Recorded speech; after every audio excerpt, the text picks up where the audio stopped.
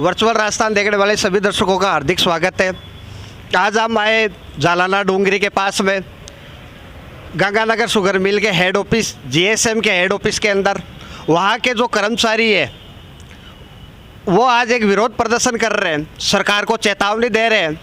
उनका साफ तौर पर सरकार पर आरोप है कि सरकार उनकी संस्था के नाम से 400 करोड़ रुपए का लोन ले रही है। कर्मचारियों का कहना है कि पहले से ही गंगानगर शुगर स्टेट मिल 40 करोड़ रुपए प्रतिवर्ष घाटे के अंदर चल रही है और 400 करोड़ का ये लोन लेने के बाद में इसका डायरेक्टली इफेक्ट कर्मचारियों पर गिरेगा। तो उनका सरकार को एक खुले तौर पर चेतावनी के रूप में आज वो एक अपना सांकेतिक प्रदर्शन कर रहे हैं। जानते हैं उनके बारे में उनके प्रदेश अध्यक्ष मदन मोहन सिंह जी मिश्रा से कि वो किस चीज़ के बारे में आज ये विरोध प्रदर्शन कर रहे हैं और उनको डायरेक्टली सरकार को वो क्या चेतावनी देना चाहते हैं। पुरानी पेंशन योजना की विसंगति दूर करो, दूर करो, दूर करो। पुरानी पेंशन योजना की विसंगति दूर करो, दूर करो, दूर करो। इंकलाब जिंदाबाद, जिंदाबाद, जिंदाबाद। इंकलाब जिंदाबाद, जिंदाबाद, जिंदाबाद। चोर बाजारी नहीं चलेगी, नहीं चलेगी, नहीं चलेगी। अवैध वसूली नहीं चलेगी, नहीं चलेगी, नहीं चलेगी। गुंडागर्दी नहीं चलेगी, नहीं चलेगी, नहीं चलेगी। इंकलाब जिंदाबाद, जिंदाबाद, जिंदाबाद। हमारी मांगे जिंदाबाद, जिंदाबाद, जिंदाबाद। हमारे साथी जिंदाबाद, जिंदाबाद, जिंदाबाद। हमारी एकता जिंदाबाद, जिंदाबाद, जिंदाबाद। हमारे संगठन जिंदाबाद, जिंदाबाद, जिंदाबाद। इंकलाब जिंदाबाद, जिंदाबाद, जिंदाबाद। कर्मचारी संघ के जो प्रदेश अध्यक्ष हैं मदन मोहन जी मिश्रा, उनसे जानते हैं इसके बारे में। मदन मोहन जी, आपका वर्चुअल राजस्थान में हार्दिक स्वागत है। आपको भी बहुत बहुत धन्यवाद, आप पधारे यहाँ पर, आपने समय दिया। सर मैं जानना चाहूँगा, जो आप ये विरोध प्रदर्शन कर रहे हो, जो एक सांकेतिक रूप से आप जो गवर्नमेंट को चेतावनी देना चाह रहे हो, ये पूरा मामला क्या है? राजस्थान सरकार ने 1/4/2004 से पेंशन स्कीम लागू किया है। उसी के परिप्रेक्ष्य में जितने निगम बोर्ड कॉरपोरेशन हैं, उन सारे निगम बोर्डों में 1/4/2023 से निगम बोर्ड कर्मचारियों को भी पेंशन, पुरानी पेंशन ओपीएस लागू करके किया है। लेकिन उसमें उन्होंने लागू तो किया, लेकिन उसमें विसंगति बहुत रही, क्योंकि जो पेंशन है नियोक्ता के अंशदान पर ही पेंशन दिया जाता है। नियोक्ता का अंशदान है, जैसे स्लेब में 1250 ईपीएस में कटता था, और बाकी जो नियोक्ता का 12% में से जो शेष राशि थी वो ब्याज सहित ईपीएफ में जमा रहता था। ईपीएफ में ब्याज सहित आपने ले लिया, और जो रिटायर कर्मचारी हैं उनके रिटायरमेंट डेट से 3% ब्याज और ले रहे हैं, और जो ईपीएस पर ब्याज नहीं मिलता है उस पर भी इन्होंने ईपीएस पर ब्याज 12% ले रहे हैं 95 से, जब से ये स्कीम लागू हुई ईपीएस। हम लोगों के कहना है कि जो ईपीएस की है, ईपीएस पर ब्याज जब हमें कर्मचारी को नहीं मिलता है तो ईपीएस पर राशि ब्याज नहीं लिया जाना चाहिए। ऐसे भी बिजली विभाग के कर्मचारियों ने आंदोलन किया। उनके जो सेवारत कर्मचारी हैं उन कर्मचारियों को उन्होंने ईपीएस का, उन्होंने कहा कि मैं ईपीएस का एक्चुअल तो क्या होता है कि जो नियोक्ता की राशि होती है पीएफ डिपार्टमेंट में जो जमा रहती है ईपीएस की, वो राशि लाने का अधिकारी केवल एम्प्लॉयर ही होता है, डिपार्टमेंट ही होता है, वो कर्मचारी को नहीं मिलता है। कर्मचारी को उस स्थिति में मिलता है जब वो सेवानिवृत्त हो जाता है। लेकिन जो सेवानिवृत्त नहीं है उन कर्मचारियों को भी 12% ब्याज लिया जा रहा है। उसका हम विरोध करते हैं। ये गलत कर रहे हैं आप, ऐसा नहीं करें। 12% ब्याज न लेकर के जो ईपीएस का मूलधन है, प्रिंसिपल अमाउंट हो, ले लीजिए, हम देने के लिए सहर्ष तैयार हैं। दूसरी बात अब ये है कि जो ग्रेजुटी है, ग्रेजुटी 1/4/2023 से हमें पेंशन स्कीम आपने लागू किया। जो नियम ही आप 1/4/2023 से सेवा बोर्ड में पास किए, अपने अडॉप्टिव पेंशन स्कीम 1/4/2023 से कर रहे हैं, उस परिस्थिति में आपने जो ग्रेजुटी की जो राशि है जो वो आप अंतर की राशि वसूल कर रहे हैं। अंतर राशि मतलब ये होता है कि राज्य सरकार की जिनको ग्रेजुटी मिलती है उन कर्मचारियों जिनको राज्य सरकार के जो कर्मचारी हैं जिनको पेंशन पुरानी पेंशन मिलती है उन कर्मचारियों को 16.5 महीना का पेंशन मिलती है, मतलब ग्रेजुटी मिलती है। यानी इसका मतलब ये है कि 33 वर्ष सेवा और हर वर्ष के 15 दिन और मैक्सिमम 16.5 वर्ष 16.5 महीना का इनको वेतन, मूल वेतन और बेसिक मिलता है। सर एक ये सुनने में आ रहा है कि सरकार 400 करोड़ का लोन ले रही है, सर वो पूरा मामला क्या है? एक्चुअली क्या कि भारत सरकार ने किसानों को 6,000 प्रति वर्ष देती है और ऐसे ही मध्य प्रदेश की जो सरकार है वहाँ की केंद्र सरकार तो 6,000 देती है, लेकिन वहाँ की सरकार भी 6,000 किसानों को देती है। यहाँ की सरकार चुनावी वर्ष है, उन चुनावी वर्ष के हिसाब से किसानों को राज़ी करने के लिए 6,000 रुपया डालना चाहती। वो जितने भी निगम बोर्ड हैं उन सभी निगम बोर्डों, जैसे आवासन मंडल है वो बहुत घाटे में था, बीच में ठीक हुआ, अब उस पर कहे 1,000 करोड़ रुपया आप लोन लीजिए और इसका जो ब्याज और किस्त आप भुगतान करेंगे ये सरकार को दे दो। इसी प्रकार से बिजली विभाग के 4 कंपनियां हैं, उनको 600 करोड़ रुपया लोन लीजिए और दीजिए, ज़बरदस्ती का काम है। ऐसे ही गंगानगर शुगर मिल में भी 400 करोड़ रुपया का इन्होंने लोन ले रहे हैं, जिससे इसका ब्याज वो हम लोगों को बहुत भारी पड़ने वाला है। हमें वेतन भविष्य में नहीं मिलने वाला है जो कर्मचारी हैं, और पेंशन कैसे देंगे, इसके लिए हम विरोध कर रहे हैं। पहले ही हम 40 करोड़ रुपया का लगभग घाटा जो है चीनी मिल का जो है उस घाटे को लीकर से पूर्ति करते हैं। सर ये 40 करोड़ का घाटा प्रतिवर्ष है या प्रति माह का है? ये किस प्रकार का घाटा है ये शुगर फैक्ट्री के अंदर? चीनी ऐसा है कि किसानों को लाभ पहुंचाने के लिए सरकार ने एक रेट भी ज़्यादा दिया जाता है, और ये कुछ मशीनरियाँ भी ऐसी है जिसमें घाटा ज़्यादा होता है। तो राज्य सरकार क्या है कि राजस्थान में केवल एक Rajasthan state Ganganagar sugar mill है जो चीनी बनाती है।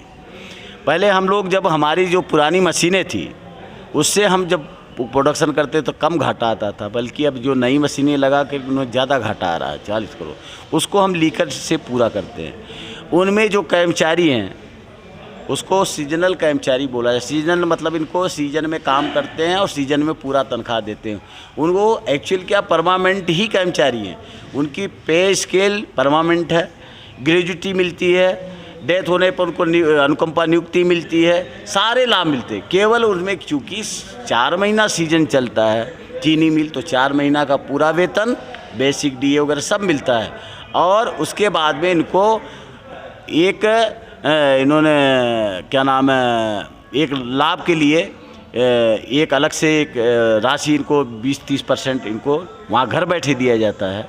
हम कह रहे हैं कि हमारे यहाँ लीकर डिवीज़न में कर्मचारियों की कमी है, आप नई भर्ती ले नहीं रहे हो, तो नई भर्ती नहीं ले रहे हो तो आप इन कर्मचारियों को हमारे लीकर डिवीज़न में शिफ्ट कर दीजिए और उनको पूर्ण परिलाभ दिया जाए, पूरे वेतन दिए जाए।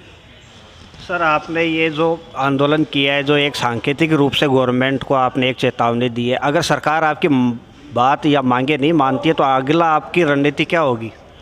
अगर राज्य सरकार नहीं मानती है, और पहली बात तो माननीय मुख्यमंत्री से मैं निवेदन करूंगा, अनुरोध करूंगा कि आप अच्छे व्यक्ति हो, नो डाउट आपने पुरानी पेंशन लागू किया, लेकिन नीचे के जो अधिकारी आपको गुमराह कर रहे हैं, आपको गलत आदेश निकाल के आपके किए हुए कार्य पर पानी फेरा जा रहा है। मैं आपसे निवेदन करूंगा कि आपने जो भी विभाग है, चाहे गंगानगर शुगर मिल हो या जिससे जो आपने वादा किया उसको पूरा करें। अधिकारियों पर आप निर्देश दें कि आपने वादा किया तो उसको पूरा करें। जिसी प्रकार से हमने उनको कहा था, इन्होंने एक्साइज पॉलिसी जो 2022 और 23 में इन्होंने RSBCL को GSM में विलय की प्रक्रिया की बात हुई थी। माननीय मुख्यमंत्री स्वयं हम लोगों को बुला करके और चर्चा करके कहा था कि मैं RSBCL को विलय कर दूंगा GSM में, लेकिन आज तक विलय नहीं हुआ। उससे क्या है कि खामखा 80 से 90 करोड़ रुपए प्रति वर्ष इनको अधिक पे करना पड़ता है। जब अगर गंगानगर शुगर मिल में अगर ये RSBCL को विलय कर दिया जाता तो सरकार को सीधे तौर से लाभ के तौर से 200 से 300 करोड़ रुपया उनको लाभ होने वाला है। तो हम लोग तो सरकार के हित में बात कर रहे हैं, लेकिन उसके बावजूद सरकार कह के वादा मुकरती, वो गलत बात है। माननीय मुख्यमंत्री को ऐसा शोभा नहीं देता है, उनको ये कार्य करना चाहिए, RSBCL को जिस समय विलय कर देना चाहिए। क्या सर हाल फिलहाल आपकी सरकार से बात हुई है, कोई कमेटी बनाई गई है? अभी बीच में फिर बात हुई थी, माननीय मुख्यमंत्री जी उनका स्वास्थ्य उनका खराब हो गया था, तो महिपाल जी जो उनका OSD हैं उनसे बात उन्होंने कहा कि भाई आप इनको बात पूरी समझा दें।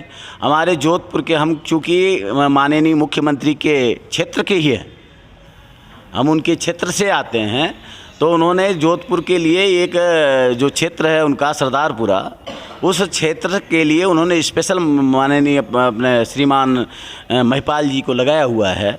तो उन्होंने राजेंद्र जी सोलंकी जो वहाँ के वर्तमान में विधायक हैं और अभी पशुधन के अध्यक्ष भी हैं, तो उनके माध्यम से हम लोग मिले थे। तो उन्होंने कहा था कि भाई ऐसा है कि हम इसको विलय कर दूंगा, लेकिन बाद में जब पता लगा कि विलय नहीं कर रहे हैं तो हमें लोगों को बड़ा कष्ट हुआ।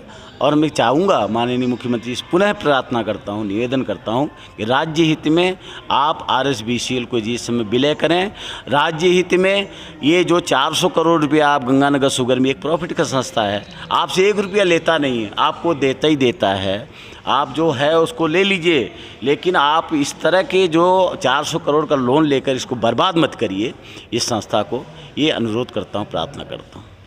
सर अगर सरकार आपकी बात नहीं मानती है तो संक्षिप्त में मैं जानना चाहूँगा आपका अगला कदम क्या रहेगा? हम अगर ये बात नहीं हो तो हमारा ये आंदोलन ये चलता रहेगा, हमारा क्रमिक अनुसार, और राजस्थान भर में चलेगा, पूरे राजस्थान में चलेगा। हम देखते हैं 1-2 दिन में अगर देखते हैं अगर ये क्रिया नहीं होती है तो अगली हमारी रणनीति ये रहेगी कि पूरे राजस्थान में ये कार्यक्रम होगा, और नहीं मानेंगे तो पूरे राजस्थान को राजस्व जो लीकर से होता है उसको हम रोक देंगे और हड़ताल पर चले जाएंगे। हम ऐसा नहीं चाहते कि हो ऐसा, हम राजस्व की हानि नहीं चाहते, हम लोग राजस्व को बढ़ाने में पूरा सहयोग करते हैं। गंगानगर शुगर मिल एक ऐसी संस्था है कि सदैव जब भी कोरोना काल आया और माननीय मुख्यमंत्री जब आप सैनिटाइजर के लिए एक जा रहे थे दिल्ली, तो उन्होंने पूछा कि एक सैनिटाइजर लेके आओ, तो उसने जब लेके आया वो गार्ड ने तो उनसे पूछा था कि भाई ये कितने रुपए का है, तो उन्होंने कहा 150 रुपये का है। तो उन्होंने आते हमारे अधिकारियों को उन्होंने निर्देश दिया क्या आप सैनिटाइजर बना सकते हो कोरोना काल में? तो हमारे अधिकारियों ने कहा हाँ बिल्कुल बना सकते हैं। हमारे कर्मचारियों हमारे नेताओं से पूछा गया कि बना सकते हो? बिल्कुल बना सकते हैं। हमारे 5-7 आदमियों की इसमें बलि भी हुई, कोरोना के भेंट भी चढ़ गए, उसके बावजूद वे पूरे प्रदेश को सस्ते दरों पर अच्छे क्वालिटी का, वर्ल्ड लेवल का क्वालिटी का हमने सैनिटाइजर पूरे राजस्थान में सप्लाई किया। पर विभागों में जितने विभाग कार्य कर रहे थे, छोटा मोटा जो भी काम कर रहे थे, उनको हम फ्री भी वितरण कराया गया। ये सब कार्य किया। गंगानगर शुगर मिल में कभी भी राजस्व के मामले में बहुत ही वो रहती है, सरकार को प्रॉफिट देने में गंगानगर शुगर मिल कोई कमी नहीं रखती है। गंगानगर शुगर मिल कर्मचारी बहुत ही मेहनती हैं और हर तरह से गंगानगर शुगर मिल सरकार का सहयोग करके लाभ देती रही है। लेकिन सरकार के जो इस तरह से रवैया रहा वो बिल्कुल गलत है। सरकार को ऐसा नहीं करना चाहिए। आपने कहा कि RSBCL को विलय करेंगे, आपको कर देना चाहिए। आपको लाभ हो रहा था, हमने उनका बताया, आंकड़े बताए आपको कहाँ कहाँ वो हो रहा है। जब हमारा एक जैसा ही काम है तो हम एक चाहते हैं कि एक जैसे काम के लिए आप उसको विलय करके कार्रवाई करें।